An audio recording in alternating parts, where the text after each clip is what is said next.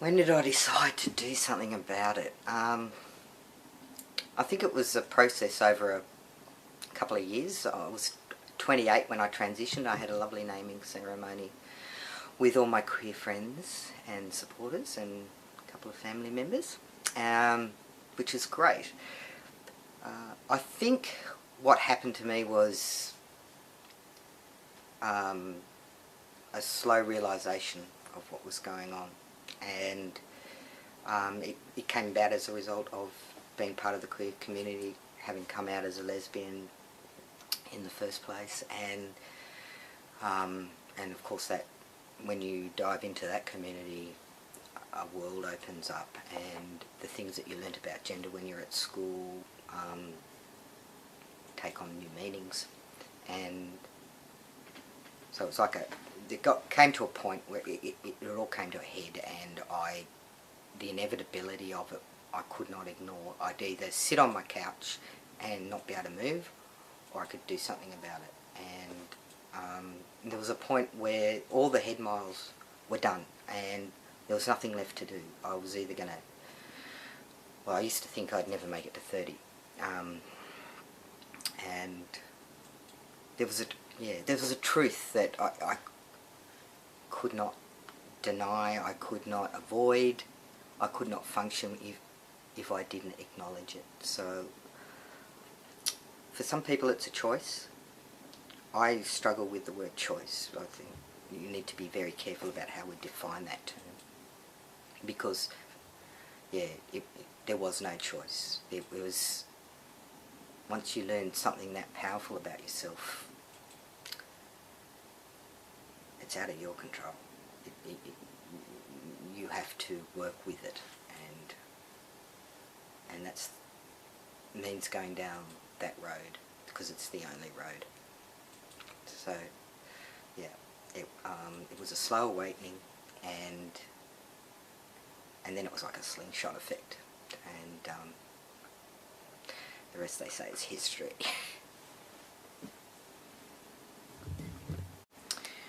The way my family interacted with it was one of fear, concern. What if I've got it wrong? What if that's not what's wrong with me? It was harrowing for them and difficult. But I didn't think I would ever lose them completely. So that was on my side. I was careful to use a name that A, I liked, but B, I knew that my family could use. My friends were all bent, so that made it a bit easier. My partner at the time, it was a struggle for her. It was, as Jenny said to me last night, I think, it's a coming out process for them as well. And so for her, she was losing something in her identity, I think, was at the crux of it. And that made it very difficult. She was supportive, but also very... I felt like I was doing a lot of taking care of people, whether it be my family or my lover or my friends, and I was constantly, and I think I still do this, make myself palatable to the rest of the world, which is a pain in the ass and very tiring.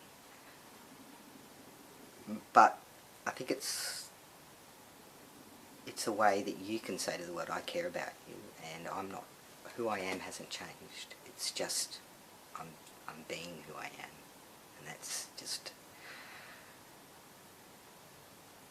bent and weird and chronically offended. I mean, gender sucks. I wouldn't wish it on anyone to be affected by gender the way we are. And so to deal with my family, my friends and my customers, being a furniture maker,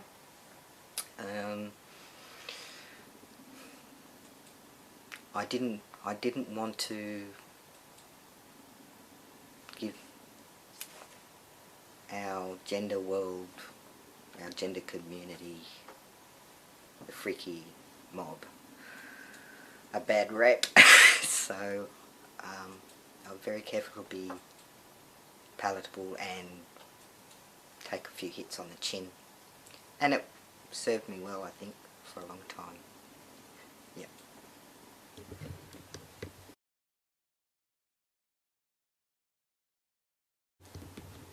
So Jenny out there in YouTube land has asked me, what did I lose in my transition? And it's a big question, because I think for me, when I came out of a lesbian, it ticked a hell of a lot of boxes when it came to gender, not just sexuality but gender as well, and because there's a lot of stereotypes around that, and it's about butch dykes and all that sort of stuff. So it ticked a lot of boxes for a long time, and it was easy to become part of that community and have a sense of belonging, which I hadn't had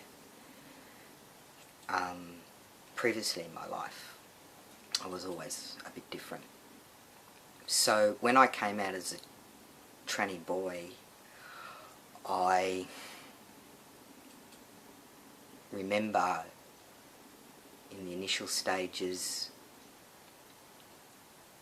missing the "I know that you know" look when you walk down the street. So the little glance that says, "I know you're a lesbian and you know I'm a lesbian," and that's that sense of community, sense of belonging that you miss. And I think that's what my partner at the time was missing. Suddenly she appeared to be this older woman running after this boy who looked like he was 15 instead of 28. In actual fact, I was older than her, which was quite interesting, so that created a few things. So I felt like I lost a sense of community, even though I was meeting trannies and genderqueer people. I felt like I'd lost something that I hadn't had for very long in my life. Yeah, so that was a source of grief, I think, for me. Yeah, that was a big one.